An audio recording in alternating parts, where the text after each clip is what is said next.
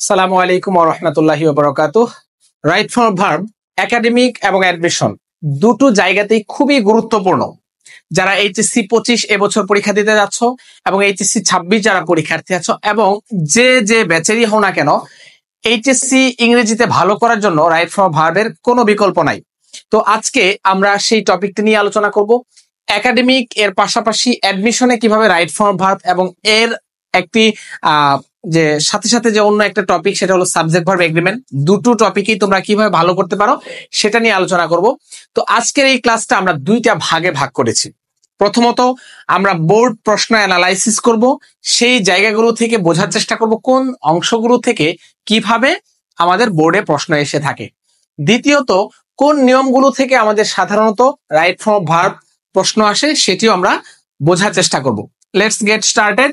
আমাদের প্রথম যে অংশটা আমরা শুরু করতে যাচ্ছি সেটা হলো রাইট ফর্ম ভার্বের বোর্ড কোশ্চেন অ্যানালাইসিস বা বোর্ড প্রশ্নে আমরা কিভাবে কোন জায়গাগুলো থেকে সলভ করব সেটি আমাদের একটু খেয়াল করার চেষ্টা করি। প্রথমেই আমরা একটু দেখি 2019 সালে রাজশাহী বোর্ডে আসা প্রশ্ন। কিভাবে প্রশ্ন আসে আমরা একটু বোঝার চেষ্টা করি। A poor man was once dash in a jail. একজন গরিব লোককে একদা কোনো এক সময় জেইলে বা জেলে নিয়ে যাওয়া হলো। এখন আমরা একটু খেয়াল করি, a poor man was once.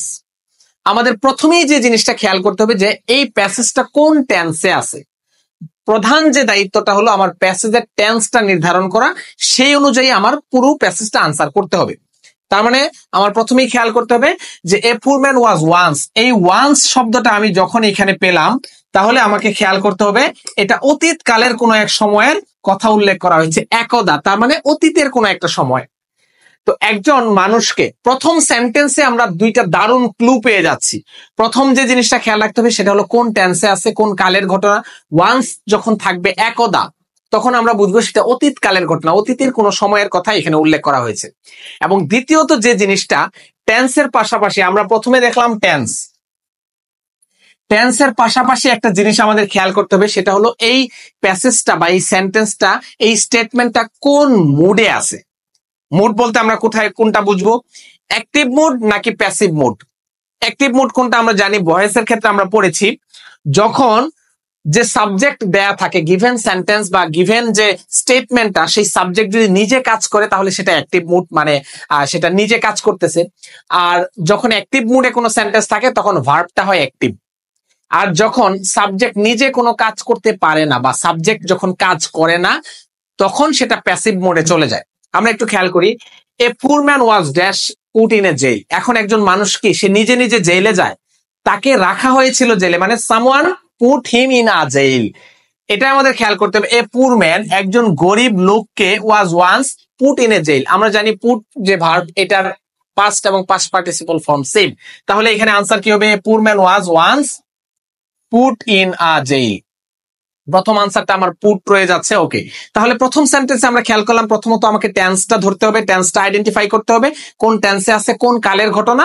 দ্বিতীয়ত হলো কোন মুডে আছে, যদি অ্যাক্টিভে থাকে তাহলে অ্যাক্টিভ, প্যাসিভে থাকলে আমাকে প্যাসিভ মুডে সেটা আনসার করতে হবে। যেহেতু এখানে অক্সিলারি ভার্ব ওয়াজ দেয়া আছে, এরপরে আমি জাস্ট আমার ভার্বের পাস্ট পার্টিসিপল ফর্মটা ব্যবহার করলেই সেটা correct answer. Although he dash no wrong.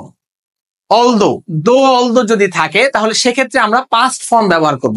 Although থাকলে সেটা অতীত কালের ঘটনা। Although he did no wrong, সে এখানে ডু আছে, অতীত কালের ঘটনা, আমরা পাস্ট ফর্মে চলে যাব, হি ডিড নো রং। যদিও সে কোনো ধরনের ভুল করেনি, যদিও কি করে নাই, সে কোনো ধরনের ভুল করেনি। তারপরে আমরা একটু খেয়াল করি, আফটার এ লং টাইম, অনেক দিন পর, the king of the state যে ওই রাজ্যের যে রাজা, visited the jail and the man told him that he was innocent but a case dash filed against him by some of his enemies। তার মানে খেয়াল করতে হবে আফটার লং টাইম, কিন্তু ঘটনাটা কিন্তু আমার অতীতকালেরই ঘটনা, যে ওই লোকটাকে জেলে রাখা হয়েছে, তারপরে এর কিছুদিন পর, মানে ওই অতীতকালেরই কিছুদিন পর, তার মানে ঘটনাটা মূলত অতীতেরই ঘটনা। তাহলে the king of the state visited the jail, তার মানে এখানে আনসার কি হবে, ভিজিটেড। আনসার কি হবে, visited the jail and the man told him that he was innocent, এবং ওই লোকটা তাকে বলল সে ছিল নির্দোষ। বাট এ কেস, একটা কেস বা একটা মানে কি বলা যায় যে একটা অভিযোগ ড্যাশ ফাইল, এখানে ব্র্যাকেটে ফাইল দেয়া আছে, against him by some of his enemies. এই যে by some of his enemies, তার মানে এই যে একটা ফাইল, এখানে এ কেস, এটা হলো আমার বাক্যের সাবজেক্ট। এই ক্লজের সাবজেক্ট হলো কি, বাটের পরে যে আমার একটা ক্লজ আছে, আমার একটা প্রিন্সিপাল ক্লজ, এটা একটা কম্পাউন্ড সেন্টেন্স। এই কম্পাউন্ড সেন্টেন্সের যে একটা ক্লজ, একটা প্রিন্সিপাল ক্লজ বা একটা ইন্ডিপেন্ডেন্ট ক্লজ এখানে আছে, এই ক্লজের সাবজেক্টটা হলো এ কেস। এই সাবজেক্ট অনুযায়ী আমি যখন ভার্বটা ব্যবহার করতে যাব তখন আমার মুডের দিকে খেয়াল রাখতে হবে যে এ কেস, সে কি নিজে নিজে ফাইল হইতে পারে? নিজে নিজে ফাইল হতে পারে না। তার মানে a case was filed against him by some of his enemies, তার মানে এখানে প্যাসিভ মোডে যাচ্ছে, তাহলে আনসার হবে ওয়াজ ফাইলড। ওয়াজ ফাইলড, যেহেতু কেসটা আমার কি সিঙ্গুলার, যার কারণে আমার was filed against him by some of his enemies, তার কিছু শত্রুর দ্বারা সেই কেসটা ফাইল করা হয়েছিল। তারপর দেখি দ্য কিং ড্যাশ প্রাইভেটলি, অতীতকালের ঘটনা আমরা প্রথমেই পেয়ে গেছি, যে ওয়ান্স দিয়ে যখন আমার শুরু হয়েছে তখনই আমি পেয়ে গেছি যে এটা অতীতকালের ঘটনা। তার মানে ইনকোয়ার্ড মানে হলো তদন্ত করা, QIRED, ইনকোয়ার্ড, তার মানে তিনি তদন্ত করলেন প্রাইভেটলি, মানে করেছিলেন অতীতকালের ঘটনা। And found that it was true, এবং তিনি খুঁজে পেয়েছিলেন, তিনি খুঁজে পেয়েছিলেন যে এটা সত্য, যে ওই লোকটা যে বললো যে তার বিরুদ্ধে মিথ্যা একটা অভিযোগ আনা হয়েছে, এই জিনিসটা তিনি খুঁজে পেলেন সত্য। ইনকোয়ার্ড পাস্টে যাচ্ছে এবং এন্ড দ্বারা যুক্ত আছে, দুইটাই আমার পাস্ট টেন্সে হচ্ছে। And found that it was true, he dash give the man some money, he dash and set him free. এখানে দেখো সেট, এটা আমার পাস্ট টেন্সে আছে, তো তিনি তাকে কিছু দিয়েছিলেন, অতীতকালের ঘটনা, এইটা অনুযায়ী কিন্তু আমি প্রত্যেকটা আনসার করতেছি। He gave the man some of money and set him free. তারপর হি ওয়েন্ট, এই দেখো প্রত্যেকটা টেন্স কিন্তু আমার যেটা দেয়া আছে সেটাও পাস্টে আছে, যেটা আমাকে আনসার করতে হচ্ছে সেটাও আমি পাস্ট টেন্সে আনসার করতেছি। He went straight to the market, ওই লোকটাকে সাদিছে, তো ওই লোকটা তখন সরাসরি এই টাকা নিয়ে কোথায় গেছে? বাজারে গেছে। ইন আ শপ দেয়ার, ওইখানে একটা দোকান ছিল। Wild birds dash in cages for sell. এইখানে দেখো আমার বাক্যের সাবজেক্ট কি? বাক্যের সাবজেক্ট হচ্ছে ওয়াইল্ড বার্ডস, মানে বন্য পাখিরা। এখন বন্য পাখি যদি বাক্যের সাবজেক্ট হয়, এটা কি আমার অ্যাক্টিভ মোডে যাবে নাকি প্যাসিভ মোডে যাবে? আমার কিন্তু বারবার একটা জিনিস খেয়াল করতে বলতেছি, সেটা হলো আমার সেন্টেন্সের বা ওই প্যাসেজের টেন্স কোন কালে আছে, এবং দ্বিতীয় যে জিনিসটা সেটা হলো কোন মোডে আছে, এটা কি অ্যাক্টিভ মোডে আছে নাকি প্যাসিভ মোডে আছে। ওয়াইল্ড বার্ডস প্যাসিভ মোডে আছে, কারণ সে নিজে কাজ করতে পারে না, কারণ সে নিজেকে খাঁচায় বন্দি করতে পারবে, এটা কি সম্ভব? মানে এটা অ্যাক্টিভ না, এটা passive. Wild birds war kept in cages for sell, এই যে ওয়াইল্ড বার্ডস বন্য পাখিগুলো তাদের রাখা হয়েছিল, তার মানে এখানে আনসার হচ্ছে were kept in cages for sale, বিক্রির জন্য সেখানে তাদেরকে বন্য পাখিদেরকে রাখা হয়েছিল। He said to the shopkeeper, তিনি এই যে সেড, দেখো এই পুরো প্যাসেজের আমার টেন্সটা কিন্তু পাস্ট ফর্মেই আছে, পাস্ট টেন্সে আছে। He said to the shopkeeper, সে শপকিপারকে বলল, I wish to buy all the birds of your shop, আমি তোমার দোকানের সব পাখি কিনে ফেলতে চাই। This birds unjustly dash and I like to dash them free. The birds unjustly, পাখিগুলো নির্বিচারে বা মানে কোনো বিচার, মানে দ্য বার্ডস আনজাস্টলি আর ইমপ্রিজন্ড, তার মানে পাখিরা নিজে নিজে কখনো নিজেদেরকে বন্দি করতে পারে না। আনজাস্টলি আর ইমপ্রিজন্ড, তাহলে আনসার কি হবে? আর ইমপ্রিজন্ড। কারণ কি আমার সাবজেক্টটা হচ্ছে প্লুরাল আর মুডটা হচ্ছে প্যাসিভ, তাহলে সাবজেক্ট সিঙ্গুলার না প্লুরাল এটা আমার খেয়াল করতে হবে, কারণ আমি এখানে ইজ লিখতে পারবো না, আর লিখতে হবে। আর ইমপ্রিজন্ড, SONED, ইমপ্রিজন্ড, এটা হচ্ছে I number answer, I number imprisoned. And I like to set them free, আমি তাদেরকে মুক্ত করে দিতে চাই। I like to set them free, এই যে টু আছে, আমরা জানি ইনফিনিটিভ 2 প্লাস V1, ব্যতিক্রম যেগুলো আছে with a view to, look forward two, এগুলার পরে তারপরে সাবজেক্ট টু, অবজেক্ট টু, এগুলার পরে আমার ভার্বের সাথে আইএনজি বসে। কিন্তু ব্যতিক্রম নিয়মটা আমরা পড়বো আলাদা করে, কিন্তু আমরা জানি যে 2 প্লাস V1 অর্থাৎ ইনফিনিটিভ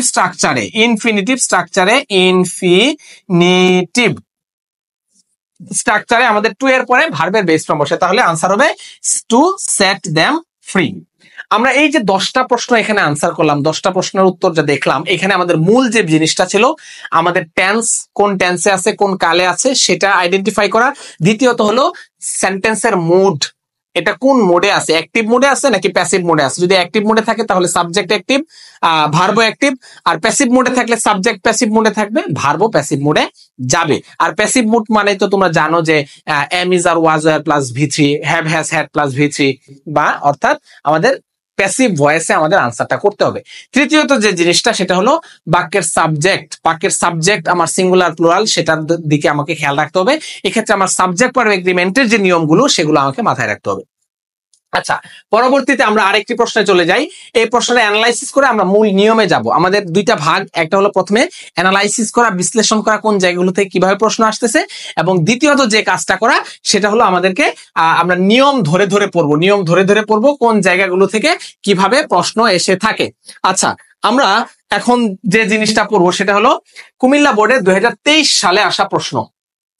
আমরা একটু খেয়াল করি, newspaper dash the people's parliament. Newspaper consider or মানে বিবেচনা করা হয়, বা মানে পত্র পত্রিকাকে বিবেচনা করা হয় হলো দ্য পিপলস পার্লামেন্ট, জনগণের সংসদ হিসেবে। এখন আমরা একটু খেয়াল করি, এই বাক্যের সাবজেক্ট আমার হচ্ছে নিউজ পেপার। একটা জিনিস তোমাদেরকে একটু রিমাইন্ডার দেই, আমাদের কিছু শব্দ আছে যেগুলো দেখতে প্লুরাল কিন্তু বাস্তবিক অর্থে সিঙ্গুলার। এরকম একটা শব্দ হলো নিউজ। এরকম একটা শব্দ কি নিউজ। এই নিউজ শব্দটা দেখতে প্লুরাল, মানে দেখতে প্লুরাল এস আছে, কিন্তু এই অ্যাকচুয়ালি এই শব্দটা হচ্ছে সিঙ্গুলার। তো নিউজটা হচ্ছে আনকাউন্টেবল নাউন, এটা গণনা করা যায় না, নিউজেস হয় না, নিউজ এটা নিউজই। নিউজটা সবসময়ই সিঙ্গুলার হিসেবে কাউন্ট হয়। আমি যখন বলবো যে no news is good news, আমি কি বলবো? No news is good news. যেমন আমি একটু এখানে চলে যাই, আমি বলতেছি যে no news is good news. এটা একটা প্রবাদের মতো একটা জিনিস, যে কোনো খবর নাই দ্যাট মিন্স এটা একটা ভালো খবর, মানে কোনো খবর না থাকায় এটা একটা ভালো খবর। আমি যদি বলি যে ill news runs apace. Ill news মানে কি? খারাপ সংবাদ বা গুজব, এটা অনেক দ্রুত ছড়ায়। তার মানে এই যে রানস, দুইটা ক্ষেত্রেই কিন্তু আমার ভার্বটা কি হয়েছে? সিঙ্গুলার হয়েছে। তো নিউজ শব্দটা দেখতে প্লুরাল কিন্তু এটা সিঙ্গুলার হিসেবে কাজ করে। একটা জিনিস, আরেকটা জিনিস মনে রাখবা, কোন শব্দের আগে, কোন নাউনের আগে নো যখন বসাবো, কোন শব্দের আগে বা কোন নাউনের আগে আমি যখন নো বসাবো, সেই নাউনটা যদি সিঙ্গুলার হয় তাহলে আমার ভার্ব সিঙ্গুলার হবে, সেই নাউনটা যদি প্লুরাল হয় তাহলে ভার্ব প্লুরাল হবে, এটা মনে রাখবা। তাহলে নো নিউজ, নিউজটা সিঙ্গুলার, তাহলে এর আগে নো বসে ইজ গুড নিউজ, মানে কোনো খবর নাই মানেই সেটা ভালো খবর। ইল নিউজ রানস অ্যাপেস, গুজব বা খারাপ সংবাদ অনেক দ্রুত বা বাতাসের বেগে ছড়ায়। আচ্ছা, ওকে। এখন কথা হলো, নিউজ শব্দটা আমরা দেখলাম আনকাউন্টেবল নাউন, এটা সিঙ্গুলার, কিন্তু নিউজ পেপার সংবাদপত্র এইটা আবার কাউন্টেবল নাউন, মানে এটা গণনা করা যায়। News paper it's a countable noun, এটা একটা কাউন্টেবল নাউন, এটা গণনা করা যায়। গণনা করা যায় মানে কি? এটা প্লুরাল করা যায়। তুমি যখন বলতেছো নিউজ পেপার, এটাকে প্লুরাল করে আমি বলতে পারি নিউজ পেপারস, মানে সংবাদ পত্রিকা গুলো, তার মানে নিউজ পেপারটা কাউন্টেবল। তো যেহেতু কাউন্টেবল, তো বাক্যের সাবজেক্ট মুডের দিকে খেয়াল করো। আমার একটা ইন জেনারেল স্টেটমেন্ট, এটা অতীতকালের কোনো ঘটনা না, এটা সাধারণ বর্তমান কালের ঘটনা। তো নিউজ পেপার সাবজেক্টটা কি আমার নিজে কনসিডার করতে পারে না তাকে কনসিডার করা হয়? অবশ্যই তাকে কনসিডার করা হয়। পিপল বা ইউজুয়ালি মানে নিউজ পেপার ইজ কনসিডার্ড, তাকে কনসিডার করা হয়। তাহলে আমার কি হবে? Newspaper is considered the people's parliament. Answer কি হবে? Is considered. কারণ কি? কারণ হলো আমার নিউজ পেপার হলো আমার সিঙ্গুলার, যেহেতু সিঙ্গুলার আছে তাহলে আমার ভার্বটাও সিঙ্গুলার, ভার্ব সিঙ্গুলার তার মানে ইজ। আর যেহেতু প্যাসিভ মোডে আছে তাহলে ইজ প্লাস ভিসি, অর্থাৎ প্যাসিভ ভয়েসের স্ট্রাকচার আমরা এখানে ফলো করব। দ্বিতীয়ত দেখো, the newspaper dash a vital role in modern civilization. পত্রিকা কি করে? Place a vital role. যেহেতু আমার সাবজেক্টটা সিঙ্গুলার, সাবজেক্ট সিঙ্গুলার মানে কি? ভার্ব সিঙ্গুলার, ভার্ব সিঙ্গুলার মানে কি? এটা আমাদের সিঙ্গুলার ভার্ব হিসেবে বসে প্লেস। এখন ঘটনা হলো এটা আমি প্লেট দিব কিনা? কেন আমি প্লেট দিব? কারণ এটা বর্তমান কালের ঘটনা, সাধারণ স্টেটমেন্ট। তাহলে আনসার কি হচ্ছে? The newspaper place a vital role in modern civilization. It dash to be the mirror of the world. It dash to be the mirror of the world. এখানে খেয়াল করো, ইট আমার বাক্যের সাবজেক্ট। এখন বাক্যের সাবজেক্ট যদি আমার নিজে কাজটা করতে পারে তাহলে সেটা অ্যাক্টিভ। আমি নিজে একটা কাজ করি, যেমন I read a book, I go to school, I am doing the work, আমি নিজে কাজটা করতেছি। কিন্তু আমি যখন বলতেছি the work is done by me, এখন দ্য ওয়ার্ক যখন সাবজেক্ট, ওই দ্য ওয়ার্ক কি বা সে নিজে কাজটা করতে পারতেছে? সে নিজে কাজটা করতে পারতেছে, দ্যাট মিনস এটা প্যাসিভ মোডে। মুডটা তোমাদের বারবার খেয়াল করতে হবে। আমি যখন বলতেছি I do the work, I do the work, আমি কাজটা করি, দেখো এখানে বাক্যের সাবজেক্ট আই। এখন এই কাজটা কি আমি নিজেই করি? সাবজেক্ট নিজে কাজটা করতেছে, হ্যাঁ অবশ্যই নিজে কাজটা করতেছে, যার কারণে আমার অ্যাক্টিভ মোডে সাবজেক্ট পাশাপাশি ভার্ব অ্যাক্টিভ মোডে হয়েছে। কিন্তু আমি যখন দা ওয়ার্ক কে সাবজেক্ট বানাবো, দা ওয়ার্ক, তখন কি সে এই কাজটা সে নিজে করতে পারতেছে? দা ওয়ার্ক, সে কি কাজ কি নিজের কাজ নিজে করতে পারে? তাইলে এটা প্যাসিভ মোডে, কারণ সাবজেক্টটা প্যাসিভ। এই সাবজেক্টটা যখন প্যাসিভ, তখন তোমার অবশ্যই ভার্বটাকে প্যাসিভ নিতে হবে। প্যাসিভ না নিলে তুমি এটা আনসার কারেক্ট না। The work is done by me, is done. যখনই আমি প্যাসিভ মোডে যাচ্ছি তখন কি হয়ে যাচ্ছে? Auxiliary verb plus V3। এই স্ট্রাকচার আমাকে ফলো করতে হবে। তুমি যেখানেই যাও এটা বারবার আসবে। তাহলে কি ইট ইজ কল্ড, সে কি নিজে নিজে নিজেকে ডাকে? না, তাকে ডাকা হয়। তার মানে it is called, it is called to be the mirror of the world. We must, দেখো মাস্ট একটা অক্সিলারি ভার্ব, মাস্ট একটা কি ভার্ব? মাস্ট একটা অক্সিলারি ভার্ব এবং modal auxiliary verb. Modal auxiliary verb, modal auxiliary verb কি কি আছে একটু খেয়াল করো। Can, could, may, might, shall, should, will, would, need, dare, ought to, must, এইগুলা যদি থাকে মডাল অক্সিলারি ভার্ব, সারা দুনিয়ার সব নিয়ম একদিকে, এই নিয়ম একদিকে, সেটা হলো মডাল অক্সিলারি ভার্বের পরে আমার ভার্বের বেস ফর্ম বসে। তার মানে we must develop, we must develop the habit of, এইখানে আরেকটা নিয়ম চলে আসছে, উই মাস্ট ডেভেলপ। মাস্টটা হচ্ছে modal auxiliary verb, modal auxiliary ভার্বের পরে ভার্বের বেস ফর্ম বসে। এটা চোখ বন্ধ করে এটা মনে রাখবা। কি কি মডাল অক্সিলারি ভার্ব? দেখো মডাল অক্সিলারি ভার্ব কোনগুলো আমাদেরকে এখন মনে রাখতে হবে। Modal auxiliary verb, modal auxiliary verb, modal auxiliary verb, modal auxiliary verb. এখন দেখো মডাল অক্সিলারি ভার্ব হলো আমার টোটাল 12টা, মনে রাখবা মডাল অক্সিলারি ভার্ব হলো 12টা। তাহলে কি হবে এখানে? টু বি, টু হ্যাভ, আর হলো কি টু ডু, এই তিনটা। তারপরে কি ক্যান, শ্যাল, মে, তারপরে will, need, dare, must, ought to, use to. এই কয়টা হলো? 1 2 3 4 5 6 7 8 9 10 11 12। এই 12টা হচ্ছে আমার মডাল অক্সিলারি ভার্ব। এই মডাল অক্সিলারি ভার্ব হচ্ছে 12টা। এর ফর্ম হইতে পারে টু বির মধ্যে এম ইজ আর হইতে পারে, ওয়াজ ওয়ার হইতে পারে, বি বিং বিন হইতে পারে, টু হ্যাভ এর মধ্যে হ্যাভ হ্যাজ হ্যাড হইতে পারে, আর টু ডু এর মধ্যে ডু ডিড ডাজ। এই টোটাল 14টা। আবার এটাকে আমরা বলি primary auxiliary verb. Primary auxiliary verb আবার 14টা, মনে রাখবা। প্রাইমারি অক্সিলারি ভার্ব 14টা, মডাল অক্সিলারি ভার্ব হচ্ছে 12টা। এই তিনটার পাশাপাশি can, shall, may, will, need, dare, must, ought to, use to, এগুলো হচ্ছে আমার টোটাল 12টা মডাল অক্সিলারি ভার্ব। এই মডাল অক্সিলারি ভার্ব আমার যেখানেই থাকবে এরপরে ভার্বের বেস ফর্ম বসবে, মানে ভার্বের প্রেজেন্ট ফর্ম বসবে। যদি ভার্বের প্রেজেন্ট ফর্ম হয় তাহলে এখানে আমার কি হচ্ছে? We must develop the habit of.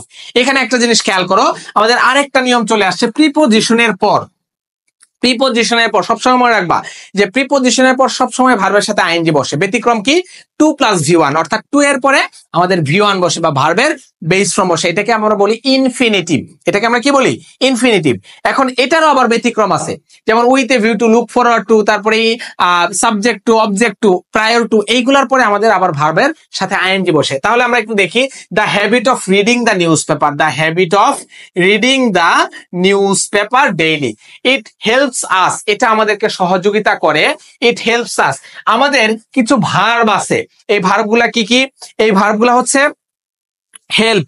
এখানে দেখো কিছু ভার্ব আছে যে ভার্বের সাথে আমাদের একটা জিনিস খেয়াল করো, ইট হেল্পস আস, এটা আমাদেরকে সহযোগিতা করে। এটা আমাদেরকে কি করে? সহযোগিতা করে। তো এটা যে সহযোগিতা করে, কোনো কিছুর উদ্দেশ্য বুঝাইতে আমরা ইনফিনিটিভ ফর্ম ব্যবহার করি। It helps us to acquire, কোন উদ্দেশ্য বুঝাইতে এটা আমাদেরকে সহযোগিতা করে। কি উদ্দেশ্যে? To acquire knowledge, SEQUIRE, to acquire general knowledge which is essential for our education. দেখো এখানে আমার এখানে কি মিন করছে, which is essential, it helps us acquire general knowledge, এটা হচ্ছে আমার বাক্যের এই অংশের সাবজেক্ট। দেখো এখানে আমার যে which যেটা হলো রিলেটিভ প্রোনাউন আমার বসে, এটার অ্যান্টিসিডেন্ট জেনারেল নলেজ, তার মানে এটা সিঙ্গুলার। এই ভার্বটা বসবে which এর আগে যে পদটা আছে এটার যে অ্যান্টিসিডেন্ট এইটা অনুযায়ী আবার ভার্ব বসবে, মানে which is essential, যেটি খুবই প্রয়োজনীয় ফর আওয়ার এডুকেশন, যেটা আমাদের শিক্ষার জন্য খুবই প্রয়োজনীয়। তারপর দেখো nobody dash contact with the outside world, nobody dash contact with the outside world without reading the newspaper. Nobody can maintain, কেউ পারে না এটা নিয়ন্ত্রণ করতে বা মেনটেন করতে বা ব্যালেন্স করতে, তাহলে আনসার কি হবে, nobody can maintain contact with the outside world without reading the newspaper. কেউ এটা ব্যালেন্স করতে পারে না বা নিয়ন্ত্রণ করতে পারে না কন্ট্যাক্ট বা with the outside world without newspaper, পত্রিকা পড়া ছাড়া। তারপর দেখো মেয়ার বুকিশ নলেজ, মেয়ার বলতে মানে কেবল বা অনলি, জাস্ট আমরা এটাই বলি যে কেবল বুকিশ নলেজ, বইয়ের জ্ঞান, ড্যাশ নট সাফিসিয়েন্ট। এখানে দেখো বুকিশ নলেজ, আমার বাক্যের সাবজেক্টটা হচ্ছে বুকিশ নলেজ, বাক্যের সাবজেক্টটা যদি বুকিশ নলেজ হয় তাহলে এটা সিঙ্গুলার, কারণ বুকিশ নলেজ এটা সিঙ্গুলার হিসাবে কাউন্ট হয়েছে। Bookish knowledge is not sufficient, কি হবে, is not sufficient in the struggle of life, is not sufficient in the struggle of life. তারপরে দেখো a man who dash the newspaper daily dash like a creature of the narrow well. দেখো a man who, এই যে a man who টা current মানে who এর antecedent কোনটা, who এর অ্যান্টিসিডেন্ট হচ্ছে a man, অর্থাৎ এটার পূর্বপদ হচ্ছে a man, তাহলে a man অনুযায়ী সাবজেক্ট ভার্ব বসবে, যেহেতু আমার সাবজেক্ট হচ্ছে a man who dash the news paper, যেহেতু সিঙ্গুলার তাহলে রিড ডু ভার্ব আমার এখানে কি হবে, does not read the news paper, অর্থ ঠিক রাখার জন্য does not read the news paper. একজন মানুষ যে পত্র পত্রিকা পড়ে না ডেইলি, প্রতিদিন, ড্যাশ লাইক এ ক্রিয়েচার, তার মানে is like a creature of the narrow well, সে হলো বা সে হয়, ইজ বি ভার্ব, এখানে যেহেতু বি দেয়া আছে, বি থাকলে আমরা am, is, are, was, were, be, being, been, tense অনুযায়ী, মুড অনুযায়ী আমরা সেটা ব্যবহার করব। Is like a creature of the narrow well. Being ignorant of current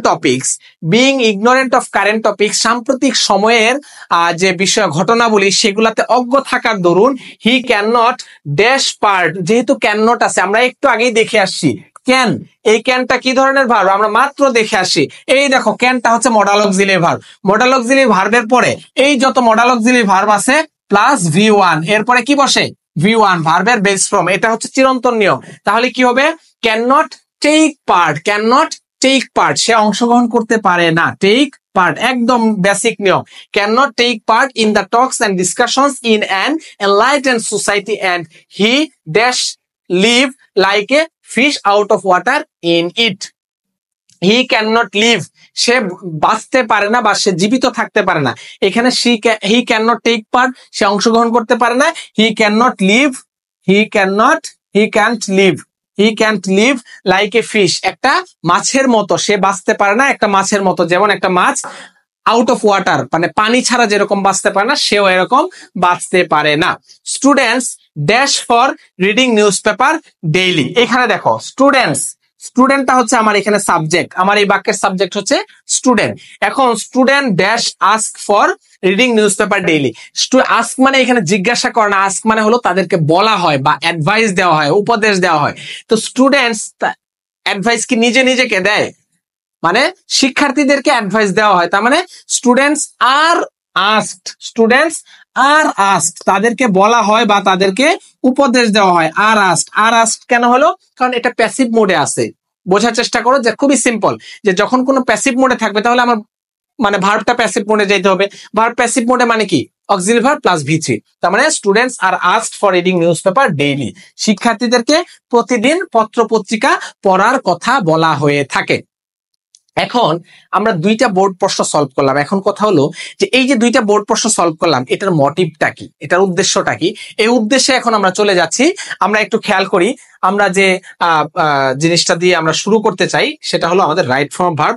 আমরা একেবারে শুরু, ওকে দেখো রাইট ফর্ম ভার্বের খুবই গুরুত্বপূর্ণ কিছু নিয়ম নিয়ে আজকে আলোচনা করব। এখানে অলরেডি কিছু লেখা তোমরা পেয়ে গেছো। দেখো, আমাদের মূল যে জিনিসটা আমাদের খেয়াল করতে হবে, রাইট ফর্ম ভার্বের কোথায় ভার্বের বেস ফর্ম, কোথায় পাস্ট ফর্ম, কোথায় পাস্ট পার্টিসিপল ফর্ম, কোথায় হ্যাভ হ্যাজ প্লাস ভি3, কোথায় only plus only verb plus ভি3 বা be verb verb plus ING এগুলো বসে। এটা জাস্ট এখানে একটা সামারি দেয়া আছে। যেমন টু, বেস ফর্ম কোথায় বসে? টু এর পরে আমাদের বেস ফর্ম বসে। একদম কমন যে জিনিসটা, বেস ফর্ম কোথায় বসে? টু এর পরে। আমার যেখানে টু আছে, টু প্লাস ভি1, এটাকে আমরা বলি ইনফিনিটিভ ফর্ম, এটা একদম বেসিক। তারপরে মডাল অক্সিলিয়ারি, মডাল অক্সিলিয়ারি ভার্বের পরে আমাদের বেস ফর্ম বসে। মডাল অক্সিলিয়ারি ভার্বের পরে বেস ফর্ম বসে। কিছু শব্দ আছে, এই যে এটা, এই ডেঞ্জারাস শব্দটা কই থেকে আসলো এটা কিছুক্ষণ পরেই তোমরা জানতে পারবা। এখানে ডি তে কি বোঝাচ্ছে, এ তে কি বোঝাচ্ছে, এন জি, এটা একটা মানে এভ্রিবিয়েশন বা একটা সংক্ষেপণ। এই সংক্ষেপণটা ডিটেইল তোমাদের কাছে উপস্থাপন করব। পাস্ট ফর্ম কোথায় বসে?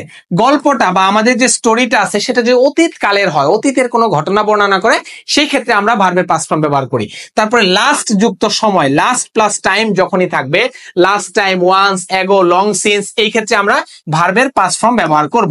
তৃতীয়ত, আচ্ছা, ভার্ব যদি সিঙ্গুলার হয়, হি, শি, ইট, এনি নেম, তাহলে ভার্বের সাথে এস বা ইএস হয়, এটা আমরা জানি। ভার্বের পাস্ট পার্টিসিপল কোথায় হয়? যেমন এক কথায় হ্যাভ হ্যাজ হ্যাড। পারফেক্ট, যখন আমাদের পারফেক্ট টেন্সের স্ট্রাকচার, পারফেক্ট টেন্সের স্ট্রাকচারের ক্ষেত্রে আমরা ভার্বের পাস্ট পার্টিসিপল ফর্ম ব্যবহার করি। এবং আরেকটা জিনিস, পারফেক্ট পার্টিসিপল, যেমন হ্যাভিং প্লাস ভি3, having gained the truth, having gone there, having done the work, এই যে হ্যাভিং প্লাস ভি3 পারফেক্ট পার্টিসিপলের ক্ষেত্রে আমরা হ্যাভিং প্লাস ভি3 ব্যবহার করি। এছাড়াও প্যাসিভের ক্ষেত্রে আমরা ভার্বের পাস্ট পার্টিসিপল ফর্ম ব্যবহার করি। তোমরা ইন জেনারেল জানো যে আমরা যখন প্যাসিভ মোডে কোনো কিছু লিখতে যাই, am, is, are, was, were, have has had, তারপরে কি been, being, modal plus be plus ভি3। তার মানে প্যাসিভের ক্ষেত্রে আমাদের খুবই ইম্পর্টেন্টলি এটা মনে রাখতে হবে, প্যাসিভের ক্ষেত্রে আমাদের ভার্বের পাস্ট পার্টিসিপল ফর্ম হয়। তারপরে হ্যাভ হ্যাজ প্লাস ভি3 আমরা কোথায় দেই? আমরা প্রেজেন্ট পারফেক্ট টেন্সের ক্ষেত্রে just, just now, already, yet, তারপরে কি লেটলি, রিসেন্টলি, এই যে আমাদের ওয়ার্ড গুলো আছে বা ফ্রেজ গুলো আছে, গ্রুপ অফ ওয়ার্ডস, এটা যখন আমরা দেখবো তখন সেটা প্রেজেন্ট পারফেক্ট টেন্সের স্ট্রাকচার অনুযায়ী হ্যাভ হ্যাজ প্লাস ভি3 আমরা ব্যবহার করি। তারপর অনলি ভার্ব প্লাস আইএনজি, এই যে কিছু আমাদের ভার্ব আছে যেমন stop, start, suggest, keep, mind, with a view to, look forward to, subject to, object to, এই যে আমরা একটু লিখে দিই সাবজেক্ট টু, তারপরে অবজেক্ট টু, এইগুলার পরে আমরা ভার্বের সাথে আইএনজি ব্যবহার করি। তৃতীয়ত হলো be verb plus verb plus ING, now, at this time, at this moment, gradually, day by day, এগুলার পরে বি ভার্ব বসে। বি ভার্ব মানে কি? Am, is, are, was, were plus verb plus ING. I am doing, I am writing a letter now, মানে এই যে নাও দিয়ে আমি লিখলাম কি, আমি এখন একটা চিঠি লিখছি, I am writing a letter now. তারপরে কি? I am eating at this moment, আমি এই মুহূর্তে খাচ্ছি। তো এগুলা যদি থাকে তাহলে বি ভার্ব প্লাস আইএনজি বসে। এটা আমাদের মোটামুটি বেসিক যে আমাদের টেন্সের ফর্ম বা রূপ, এটা দিয়ে আমরা বুঝতে পারি। একটা জিনিস মনে রাখবা, আমরা যখনই কোনো প্যাসেজ রাইট ফর্ম ভার্ব যখনই আনসার করতে যাব, তিনটা জিনিসের দিকে আমাদের খেয়াল রাখতে হবে। এক নম্বর যে জিনিসটা হলো প্যাসেজের টেন্সটা আমাদেরকে খেয়াল রাখতে হবে। প্যাসেজের টেন্সটা কি আমার প্রেজেন্ট অর পাস্টে আছে? যদি প্রেজেন্টে থাকে তাহলে আমাদের সেই এক হিসাব, আর যদি পাস্টে থাকে তাহলে হিসাবটা আমাদের ভিন্ন। আমাদের এটা অবশ্যই খেয়াল রাখতে হবে, মাথায় রাখতে হবে যে টেন্সের প্যাসেজের টেন্সটা কোন টেন্সে আছে। প্রেজেন্টে থাকলে আমার সেটা সবগুলো টেন্স বা ভার্ব আমি যখন ব্যবহার করব তখন প্রেজেন্ট টেন্সে হবে, আর যখন আমরা পাস্টে থাকবে তখন সেটা পাস্ট টেন্সের ফর্ম অনুযায়ী আমরা ব্যবহার করব। দ্বিতীয়ত হলো সেন্টেন্সটা অ্যাক্টিভ অর প্যাসিভ, অর্থাৎ আমাদের মুডটা কি আছে, মোড অ্যাক্টিভ মোডে আছে নাকি এটা প্যাসিভ মোডে আছে, আমার এটা খেয়াল করতে হবে যে আমার অ্যাক্টিভ অর প্যাসিভ, সেই মোডটা আমাদের খেয়াল করতে হবে। আচ্ছা, তারপর আমরা দেখি যে সাবজেক্ট, আমাদের সাবজেক্টটা খেয়াল করতে হবে। সাবজেক্ট আমাদের সিঙ্গুলার অর প্লুরাল, অর্থাৎ সাবজেক্ট ভার্ব এগ্রিমেন্টের যে ফাংশনটা সেইটা আমাদের খেয়াল করতে হবে। আমরা একটু তোমাদেরকে ডিটেইল বলে নেই যে সাবজেক্ট ভার্ব এগ্রিমেন্ট যে টপিকটা আছে এটা আসলে মূলত কি মিন করে। সাবজেক্ট ভার্ব এগ্রিমেন্ট, এই জিনিসটা একটু মনোযোগ দিয়ে খেয়াল করো। যখন কোন একটা সাবজেক্ট এবং ভার্ব একসাথে হয়, একমত হয়, তার মানে কি তারা যখন মিলে যায়, একটা সঠিক ফর্মে ব্যবহার হয়, তখন সেটাকে আমরা সাবজেক্ট ভার্ব এগ্রিমেন্ট বলি। সাবজেক্ট ভার্ব এগ্রিমেন্টের মূল যে ফাংশনটা হচ্ছে সাবজেক্ট এবং ভার্বের। সাবজেক্ট আমাদের কি কি হইতে পারে? সিঙ্গুলার প্লুরাল হইতে পারে, আবার কি এই সাবজেক্টটা আমার পার্সনও ভিন্ন ভিন্ন হইতে পারে, যেমন ফার্স্ট পার্সন হইতে পারে, সেকেন্ড পার্সন হইতে পারে, থার্ড পার্সন হইতে পারে। আমাদের সাবজেক্ট ভার্ব এগ্রিমেন্ট মূলত দুইটা জিনিসের উপর ডিপেন্ড করে, একটা হলো নাম্বার এবং পার্সন। নাম্বার এবং পার্সন, সাবজেক্টটা কোন নাম্বারে আছে সেটা আমাদের একটা বড় ফ্যাক্টর, এবং কোন পার্সনে আছে। যদি আমার ফার্স্ট পার্সন থাকে সেক্ষেত্রে ভার্বের একরকম রূপ, সেকেন্ড পার্সন থাকলে একরকম রূপ হইতে পারে, থার্ড পার্সন থাকলে একরকম রূপ হইতে পারে, থার্ড পার্সন সিঙ্গুলার নাম্বার হইলে একরকম রূপ হইতে পারে, থার্ড পার্সন প্লুরাল নাম্বার হইলে আবার ভিন্ন রকম রূপ হইতে পারে। যেমন আমি বললাম আই গো টু স্কুল, আমি বললাম কি আই গো টু স্কুল, একদম বেসিক আলোচনা এগুলো কিন্তু আমাদের। তারপরে আমি যখন হি ব্যবহার করব তাহলে কি আমি গো লিখতে পারবো, হি গোজ টু স্কুল। দেখো আমার পার্সন নাম্বার কিন্তু একই আছে, এটাও সিঙ্গুলার নাম্বার এটাও সিঙ্গুলার নাম্বার, কিন্তু পার্সন চেঞ্জ হওয়ার কারণে আমার কি ভার্বের রূপ চেঞ্জ হয়েছে। আমি আবার পার্সন পরিবর্তন করলাম দে, এই পার্সন তো ঠিকই আছে, এটাও থার্ড পার্সন এটাও থার্ড পার্সন, কিন্তু নাম্বার পরিবর্তন, তাহলে কি হবে they go to school, they go to school. একটা জিনিস মনে রাখবা, subject verb agreement mainly refers to number এবং পার্সন, রেফার্স টু এই দুইটা জিনিসকে রেফার করে, নাম্বার এবং পার্সন এই দুইটা জিনিস। সাবজেক্ট যখন আমি কাউন্ট করব সেটা সিঙ্গুলার অর প্লুরাল, সেটা আমাদের এটা দিয়ে খেয়াল রাখতে হবে, নাম্বার এবং পার্সন দিয়ে আমাদের এটা মনে রাখতে হবে। আরেকটা জিনিস আমাদের সাবজেক্ট সিঙ্গুলার, এই তিনটা জিনিসের উপর আমাদের খেয়াল রাখতে হবে। প্যাসেজটা আমার কোন টেন্সে আছে, আর সেন্টেন্সটা কোন মোডে আছে, আর সাবজেক্ট সিঙ্গুলার অর প্লুরাল, এই তিনটা জিনিসের উপর ডিপেন্ড করে আমি রাইট ফর্ম ভার্ব আনসার করব। আচ্ছা, তৃতীয়ত যে জিনিসটা, প্যাসেজটির টেন্স কিভাবে চিনবো, দেখো এখানে কোনো সাল বা সময় উল্লেখ করা থাকতে পারে, সাল বা সময়, অতীতের কোন সাল উল্লেখ করা থাকলে আমি বললাম যে ইন 1971 বাংলাদেশ বিকেম ইন্ডিপেন্ডেন্ট, এই যে 1971 সাল, তুমি এখন 2025 সালে বসে 1971 সালে যে আমার বাংলাদেশ স্বাধীন হয়েছে এটা যখন তুমি চিন্তা করবা, তাহলে তখন কি হবে বিকেম, অতীতকালের ঘটনা। সাল বা সময় উল্লেখ থাকতে পারে।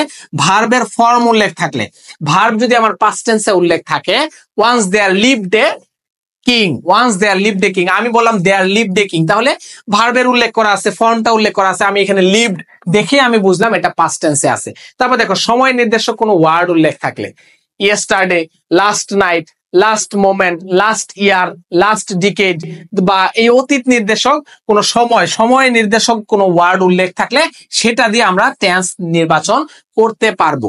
বোঝা গেছে? এই তিনটা জিনিস নিয়ে আমরা টেন্স আইডেন্টিফাই করতে পারবো। তারপর আমরা দেখি সিঙ্গুলার ও প্লুরাল। সিঙ্গুলার সাবজেক্ট সবসময় একজনকে বোঝায়, সিঙ্গুলার সাবজেক্ট, আর প্লুরাল সাবজেক্ট একাধিক মানুষকে বোঝায়। আমি বললাম he and I are attending the meeting, attending the meeting, he and I, এই যে এন্ড দিয়ে যুক্ত দুইটা সাবজেক্ট, এন্ড দিয়ে যে দুইটা সাবজেক্ট ভিন্ন ভিন্ন সাবজেক্ট যুক্ত হইলো সেইটাকে আমি কি প্লুরাল হিসেবে কাউন্ট করব, যার কারণে আমার ভার্ব বসছে প্লুরাল।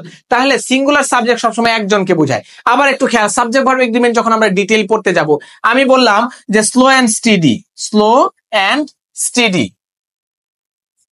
এখানে wins the race, wins the race.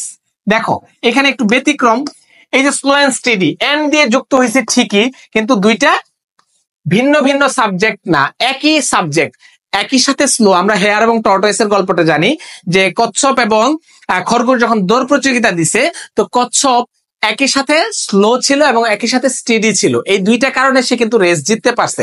তার মানে এখানে শুধু স্লো থাকলে সে জিততে পারতো এরকম না, আবার শুধু স্টেডিও না।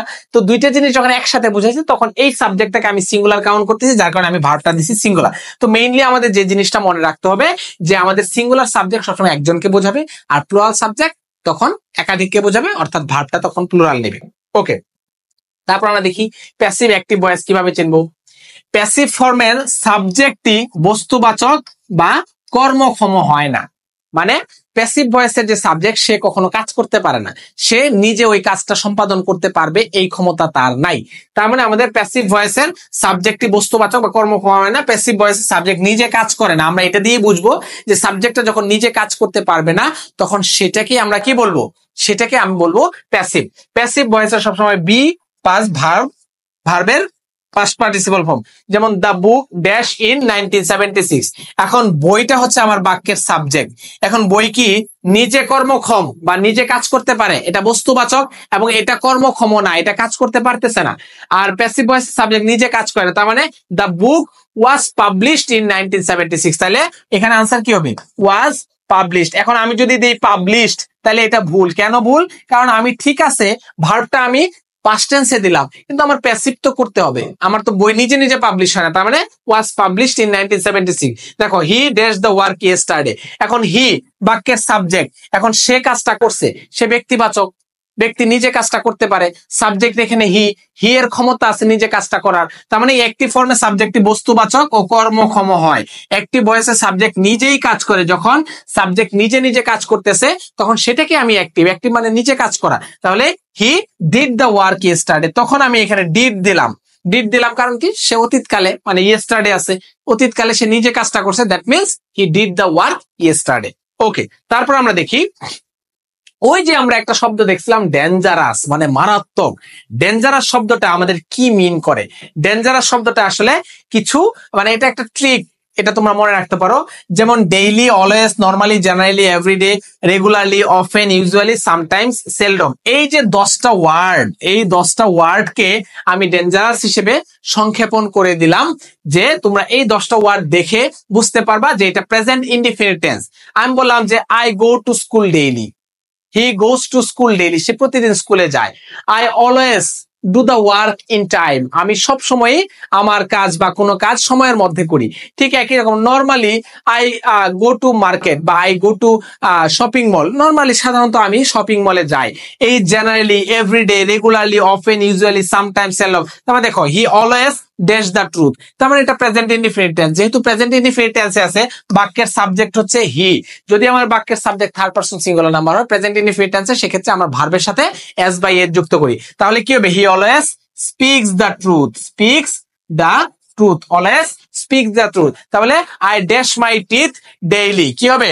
I brush my teeth daily, আমি প্রতিদিন আমার দাঁত পরিষ্কার করি, দাঁত মাজি। তোমরা যারা আছো এটা খুব ভালো অভ্যাস, প্রতিদিন দাঁত মাজা বা দাঁত পরিষ্কার। এই যে ডেইলি, তারপরে অলওয়েজ, তারপরে এখানে বাকি শব্দগুলা দেখো, normally, generally, everyday, regularly, often, usually, sometimes, seldom, এগুলো আমাদের প্রেজেন্ট ফর্ম এবং প্রেজেন্ট ইনডিফিনিট ফর্ম হিসেবে এই শব্দগুলোর কারণে আমাদের ওই সেন্টেন্সটা প্রেজেন্ট ইনডিফিনিট টেন্সে হবে।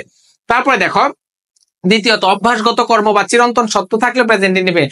The sun sets in the West, the sun sets in the West, the earth moves round the sun, আমি যখন বলবো the earth moves round the sun, round the sun, round the sun, মানে কি? পৃথিবীটা সূর্যের চারপাশে ঘুরে। খুবই চমৎকার ব্যাপার, পৃথিবী সূর্যের চারপাশে ঘুরে, এটা তো চিরন্তন সত্য। তাহলে মুভস হবে, কারণ কি? কারণ এটা আমার প্রেজেন্ট ইনডিফিনিট টেন্সে যাচ্ছে, সাবজেক্ট আমার থার্ড পারসন সিঙ্গুলার নাম্বার, যার কারণে আমার ভার্বের সাথে এস বাই এর যুক্ত হয়ে যখনই কোনো সেন্টেন্সে আমি দেখবো যে চিরন্তন সত্য, বৈজ্ঞানিক সত্য বা ইউনিভার্সাল ট্রুথ, তখন অবশ্যই সেই ভার্বটাকে বা সেই টেন্সটাকে আমার প্রেজেন্ট ইনডিফিনিট টেন্সে রাখতে হবে। প্রেজেন্ট ইনডিফিনিট টেন্সের ক্ষেত্রে আমার যদি থার্ড পারসন সিঙ্গুলার নাম্বার হয়, অবশ্যই ভার্বের সাথে এস বাই এর যুক্ত হবে, এটা আমাদের বেসিক নিয়ম। তারপরে দেখো প্রেজেন্ট ইনডিফিনিট টেন্স আর কোথায় হবে? সাবজেক্ট যদি থার্ড পারসন সিঙ্গুলার নাম্বার হয়, তাহলে ভার্বের বেস ফর্মের সাথে এস বাই এর যুক্ত, খুবই বেসিক নিয়ম। আমি কি বললাম? My mother loves me, my mother loves me, এটা বর্তমান কালের ঘটনা, এটা অতীত কালের ঘটনা। আমাকে আগে ভালোবাসতো, এখন ভালোবাসে না, নট লাইক দ্যাট। তার মানে মাই মাদার লাভস মি, আমার মা আমাকে ভালোবাসেন। তার মানে এই যে লাভসটা আমাদের প্রেজেন্ট ইনডিফিনিট টেন্সে আছে, মাই মাদারটা হচ্ছে third person singular number, third person singular number, third person singular যদি হয় তাহলে আমাদের ভার্বের সাথে এস বাই এর যুক্ত হয়, তাহলে লাভস মি, এটা বেসিক নিয়ম। তারপর দেখো আমাদের now, at this moment, at present, day by day, gradually ইত্যাদি থাকলে প্রেজেন্ট কন্টিনিউয়াস টেন্স হয়। কি হবে? Present continuous, present continuous. তার মানে কি? I dash a letter to my sister now, তাহলে আনসার কি হবে? I am writing a letter to my sister now, এখন আমি আমার বোনের কাছে চিঠি লিখছি।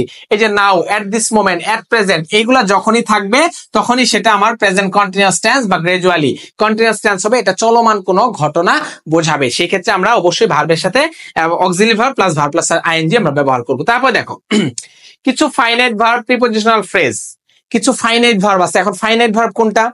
ফাইনাইট ভার্ব মানে হলো যে যেটা আসলে ভার্ব হিসেবে ব্যবহৃত হয়। যেমন নন finite verb gerund participle infinitive, এটা ডিটেইল হয়তো আলোচনা করতে পারতেছি না, এক কথায় বলে রাখি যে ভার্বটা আমার মূলত ভার্বের কাজ করে। কিছু ফাইনাইট ভার্ব আছে এবং কিছু প্রিপোজিশনাল ফ্রেজ আছে, যেমন stop, start, suggest, mind, with a view to, look forward two, এগুলো হচ্ছে আমার প্রিপোজিশনাল ফ্রেজ। তো এই যে ফাইনাইট ভার্ব এবং প্রিপোজিশনাল ফ্রেজ আছে, এই ফ্রেজের পরে যদি কোনো আমার একটা নতুন ভার্ব আসে, অন্য কোনো ভার্ব আসে, তাহলে সেই ভার্বের সাথে আমাদের ভার্বের সাথে আইএনজি ব্যবহৃত হয়, ভার্বের সাথে আইএনজি ব্যবহৃত হয়। যেমন আমি বললাম স্টপ রাইটিং, কি বললাম? Stop writing. এই যে স্টপের পরে আমাদের একটা ভার্ব আসলো, স্টপের পরে একটা ভার্ব আসলো, এই স্টপের পরে ভার্বের সাথে আমার কি হয়েছে? আইএনজি হয়েছে। Avoid, try to avoid making same mistakes again. আমি বললাম কি অ্যাভয়েডও লিখতে পারো, স্টপ, স্টার্ট। আমি বললাম যে স্টার্ট রানিং, দৌড়াতে শুরু করো, stop, start, suggest, mind, with a view to, look forward two, এগুলোর পরে আমাদের কোন ফাইনাইট ভার্ব যদি আসে, তাহলে ভার্বের সাথে would you mind dash me a plate, would you mind giving me a plate, would you mind giving me a plate. তার মানে উড ইউ মাইন্ড, তারপরে ভার্বের সাথে আইএনজি বসতেছে, এরপরে কি হবে? ভার্বের সাথে আইএনজি বসতেছে। তো এগুলা কিন্তু আমরা পাবো। তারপরে I am looking forward to, I am looking forward to gaining the বা achieving the goal, আমি এটা মানে looking forward to achieving the গোল, এই যে লুক ফরওয়ার্ড টু এর সাথে আমার ভার্বের সাথে আইএনজি বসতেছে। ওকে, তারপর আমরা দেখি, তবে M going two, is going to, are going two, এগুলো মডাল অক্সিলিয়ারির মতো কাজ করে এবং নিকট ভবিষ্যতে ধারণা দেয়। M going two, is going to, are going two, এটা আমাদের মডাল অক্সিলিয়ারির মতো কাজ করে। অর্থাৎ এম গোয়িং টু মানে কি? Be going to, be going to যদি থাকে, বি গোয়িং টু,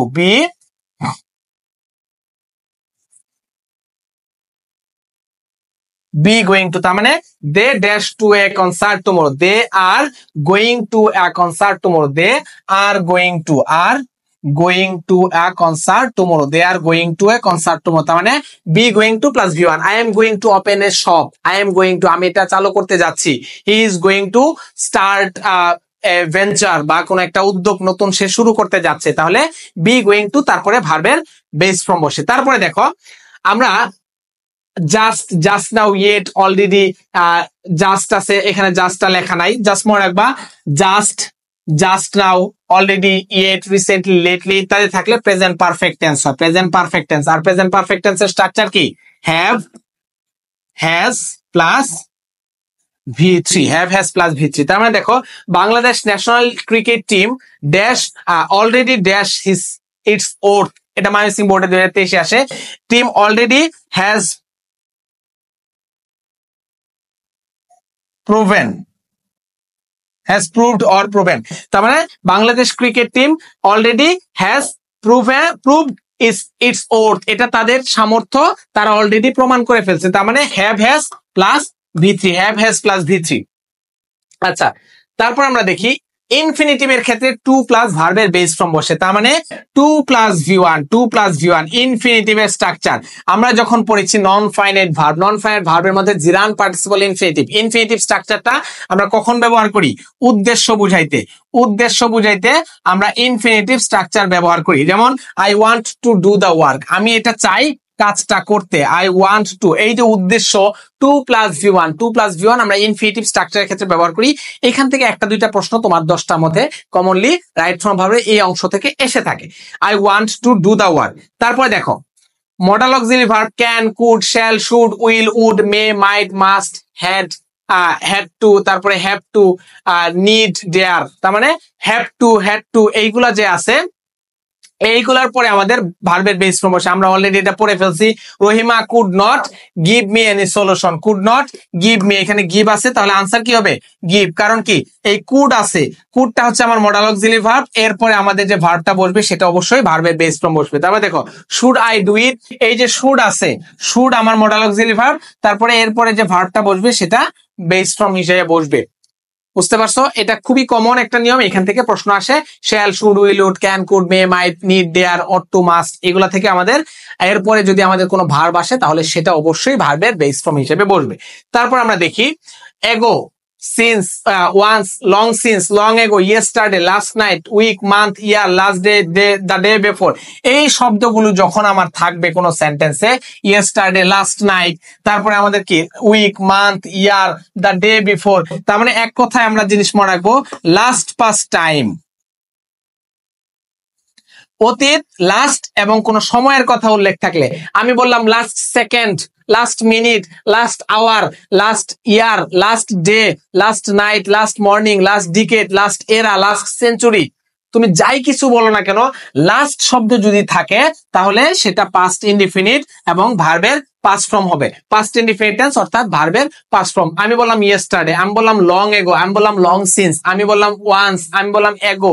কোন সেন্টেন্স, ধরো তোমার একটা প্যাসেজ শুরু হয়েছে once there lived a king, এই ওয়ান্স শব্দটা আছে মানে কি, সেটাই আমার পাস্ট টেন্সে চলে যাবে, past indefinite tense. Past indefinite tense মানে কি, ওই পুরো প্যাসেজটাই আমার পাস্ট ফর্মে হইতে থাকবে। এটাই আমাদের মেইনলি আমাদের এই যে শব্দগুলো আছে এগুলোর ক্ষেত্রে আমরা পাস্ট ইনডিফিনিট ব্যবহার করি, এটা আমাদের নিয়ম, মনে রাখতে হবে।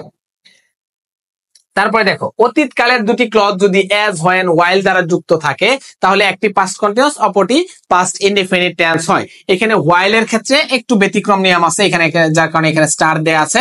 একটা জিনিস মনে রাখবা, যেমন আমি বললাম I dash TV, the telephone was ringing. I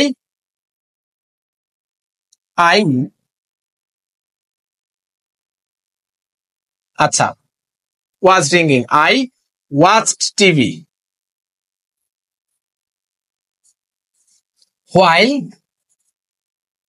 while the telephone was ringing। তার মানে কি, while এর পরে যদি আমার সাবজেক্ট থাকে, while এর পরে যদি আমার সাবজেক্ট থাকে তাহলে সেটা হবে পাস্ট কন্টিনিউয়াস। আর while এর পরে যদি সরাসরি আমার ভার্ব আসে, যেমন while watching TV the telephone rang, the telephone rang। আমি যদি বলি while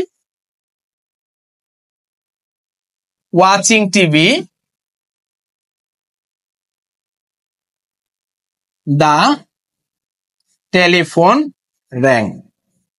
তার মানে while watching TV, while watching TV, এই যে while এর পরে যদি আমাদের ডিরেক্ট ভার্ব বসে তাহলে সেটা ভার্বের সাথে আইএনজি বসে, আর এরপরে আমাদের স্বাভাবিকভাবে র্যাং। তো এর স্বাভাবিকভাবে আমাদের ভার্বের পাস্ট ফর্ম বা পাস্ট ইনডিফিনিট। কিন্তু আমি যখন বলতেছি যে while I was watching TV the telephone rang, তার মানে কি, আমাদের যখন while এর পরে কোনো একটা সাবজেক্ট আসবে তখন পাস্ট কন্টিনিউয়াস টেন্স, আর while এর পরে সরাসরি ভার্ব আসলে ভার্বের সাথে আইএনজি। এবং অ্যাজ, হোয়েন যদি থাকে তাহলে সেম স্ট্রাকচার, যেমন when I was watching TV the phone rang। তার মানে হোয়েন দিয়ে যখন আমি ব্যবহার করতেছি, একটা পাস্ট কন্টিনিউয়াস আর একটা পাস্ট ইনডিফিনিট, এই নিয়ম থেকে আমাদের প্রশ্ন এসে থাকে। তারপর দেখো রুল 11 অতীতকালের দুটি কাজের মধ্যে যে কাজটি আগে ঘটে সেটা পাস্ট পারফেক্ট এবং যেটা পরে হয় সেটা পাস্ট ইনডিফিনিট। তার মানে সোজা কথা, অতীতে দুইটা কাজ হয়েছে। আমরা ওই যে ছোটবেলায় পড়ে আসি যে ডাক্তার আসিবার পূর্বেই রোগী মারা গেল, মানে ডাক্তার আসলো রোগীও মারা গেল, দুইটাই আগের ঘটনা। দুইটার মধ্যে যে কাজটা আগে ঘটছে সেটা আমার পাস্ট পারফেক্ট, আর যেটা পরে ঘটছে সেটা পাস্ট ইনডিফিনিট। এই ক্ষেত্রে আমরা বিফোর আফটার দিয়ে আমরা যুক্ত থাকে, যেমন আমি বললাম দ্য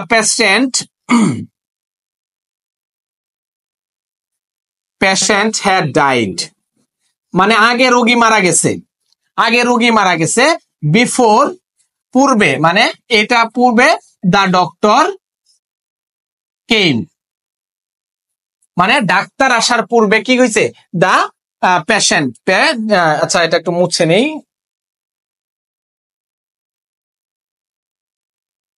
আচ্ছা, দ্য পেশেন্ট হ্যাড ডাইড, তার মানে এই যে বিফোরের আগের ঘটনাটা আগে ঘটছে যার কারণে হ্যাড ডাইড পাস্ট পারফেক্ট, আর ডাক্তার অতীতকালে আসছে কিন্তু আগে যেটা ঘটছে সেটা পাস্ট পারফেক্ট, আর যেটা পরে ঘটছে সেটা পাস্ট ইনডিফিনিট। আমি বললাম দ্য পেশেন্ট ডাইড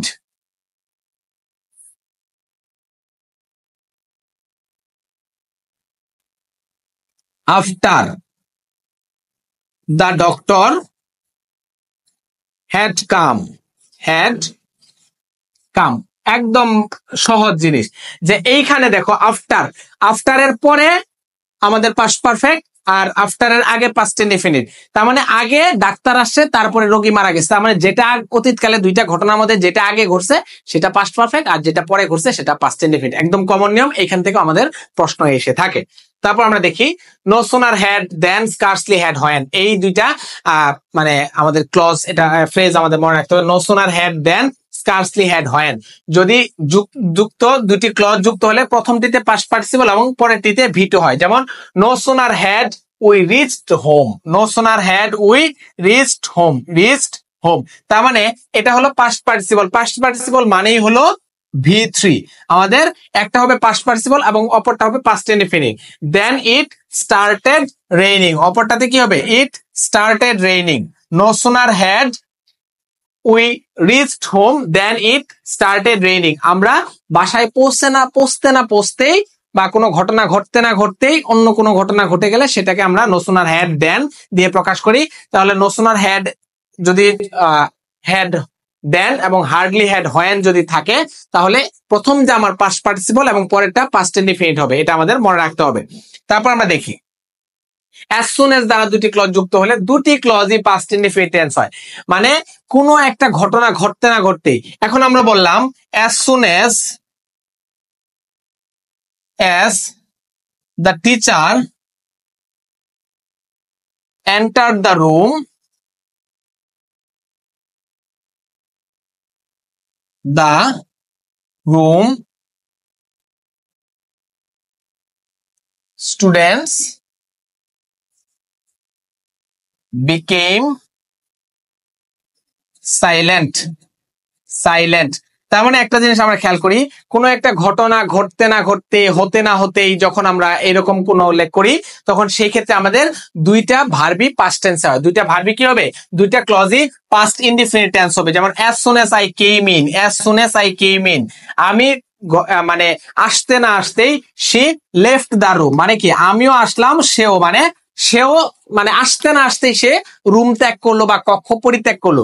তো এই ক্ষেত্রে আমরা মনে রাখবো যে as soon as দ্বারা যুক্ত দুইটা ক্লজই আমাদের পাস্ট ইনডিফিনিট টেন্স হয়। দুইটা ক্লজই কি হয়? পাস্ট ইনডিফিনিট টেন্স হয়। তারপর আমরা দেখি যে কোনো ইমাজিনারি সিচুয়েশন বুঝাইতে ভার্বের পাস্ট ইনডিফিনিট ফর্ম ব্যবহৃত হয় এবং আই উইশ বা ইফ এইগুলা যদি থাকে মানে কি মানে আনরিয়েল কন্ডিশন যেটাকে বলি, যে আনরিয়েল কন্ডিশন যদি থাকে সেক্ষেত্রে আমাদের ভার্বের পাস্ট ইনডিফিনিট ফর্ম হয়। ভার্বের কি ফর্ম হয়? পাস্ট ইনডিফিনিট ফর্ম হয়। এবং বি ভার্ব যদি থাকে am is are ওয়া মানে বি ভার্ব যদি থাকে সেক্ষেত্রে আমাদের সবসময় ওয়ার হবে। যেমন আমি বলছি I wish I had $1 million, মানে আমি বলতেছি কি আমার যদি 1 মিলিয়ন টাকা থাকতো। আমি বলতেছি if I dash a bird, তার মানে এই যে আই আমার বাক্যের সাবজেক্ট হচ্ছে আই, কিন্তু আমার বি ভার্ব সবসময় ওয়ার হবে। বি ভার্ব আই থাকলে ওয়ার, ইউ থাকলে ওয়ার, হি থাকলে ওয়ার, দে থাকলে ওয়ার, করিম রহিম মানে যাই থাকুক আমাদের ভার্বটা হবে কি? বি ভার্ব সবসময় ওয়ার হবে। যেমন হি টক্স অ্যাজ ইফ, সে এমন ভাবে কথা বলে, হি নিউ এভরিথিং, সে এমন ভাবে কথা বলে যেন সে সবকিছু জানে, এমন ভাবে সে কথা বলে যেন সে সবকিছু জানে, সে সব জানতা শমশের। তার মানে মনে রাখতে হবে যে অ্যাজ ইফ বা আই উইশ এগুলো যদি থাকে আমাদের ভার্বটা হবে পাস্ট ইনডিফিনিট এবং বি ভার্ব যদি থাকে সবসময় ওয়ার হবে। যেমন if I were a bird, আমি যদি পাখি হতাম। আমি বলি যে if I were A millionaire, মানে কি আমার কি পাখি হওয়া সম্ভব? এটাকে বলে আনরিয়েল কন্ডিশন। আনরিয়েল কন্ডিশনে আমার টেন্সটা সবসময় পাস্ট ইনডিফিনিট টেন্স এবং বি ভার্ব সবসময় কি হয়? বি ভার্ব সবসময় ওয়ার হয়। বি ভার্ব সবসময় ওয়ার হয়। ওকে, তারপর আমরা দেখি it is time, it is high time এর পর সাবজেক্ট থাকলে পরের ভার্বটি ভার্বের পাস্ট ফর্ম হয়। It is time, it is high time যদি থাকে, it is time, it is high time থাকলে সেক্ষেত্রে আমাদের ভার্বটা পাস্ট ফর্মে হয়। যদি আমাদের সাবজেক্ট না থাকে তাহলে সেক্ষেত্রে ইনফিনিটিভ হয়। যেমন ইট ইজ টাইম হি, সাবজেক্ট আছে তাহলে কি হবে? ইট ইজ টাইম, সাবজেক্ট থাকলে ভার্বের পাস্ট ফর্মে। যেমন ইট is time he changed his bad habit, CHANGED, he changed his bad habit. It is time he changed his bad habit. যদি সাবজেক্ট না থাকতো it is time to change, তাহলে কি হবে? Now it is time to play football, to play football. যদি আমাদের subject থাকে, মনে রাখতে হবে যদি সাবজেক্ট থাকে তাহলে ভার্বের পাস্ট ফর্ম বা V2 আমরা ব্যবহার করব, আর যদি সাবজেক্ট না থাকে তাহলে 2 + V1 আমরা ব্যবহার করব। ওকে, তারপর আমরা চলে যাই tomorrow, next, time, day, week, month থাকলে ফিউচার ইনডিফিনিট টেন্স। যেমন he will go there tomorrow, সে আগামীকাল সেখানে যাবে, তার মানে টুমরো ভবিষ্যৎকালের ঘটনা। নেক্সট ডে, নেক্সট মান্থ, আমরা দেখছি লাস্ট যদি থাকে তাহলে পাস্ট ফর্ম, আর নেক্সট যদি থাকে তাহলে সেটা ফিউচার ইনডিফিনিট টেন্স। যেমন I shall go there, I shall attend the party next week. Month, next month, এই যে নেক্সট মান্থ পরের মাসে, তার মানে এটা ভবিষ্যৎকালের ঘটনা। ভবিষ্যৎকালের ঘটনার কারণে আমার ফিউচার ইনডিফিনিট টেন্স, লাস্ট থাকলে সেটা পাস্ট ইনডিফিনিট, আর নেক্সট থাকলে সেটা ফিউচার ইনডিফিনিট, আমরা মনে রাখবো। তারপর দেখো বাই দিস টাইম বা বাই নেক্সট থাকলে সেটা ফিউচার পারফেক্ট টেন্স হয়। বাই যদি আমাদের বাই থাকে, তারপরে দিস টাইম অথবা next time, next month, next year যদি থাকে, যেমন Donald Trump dash control his temper by next year, তার মানে কি উইল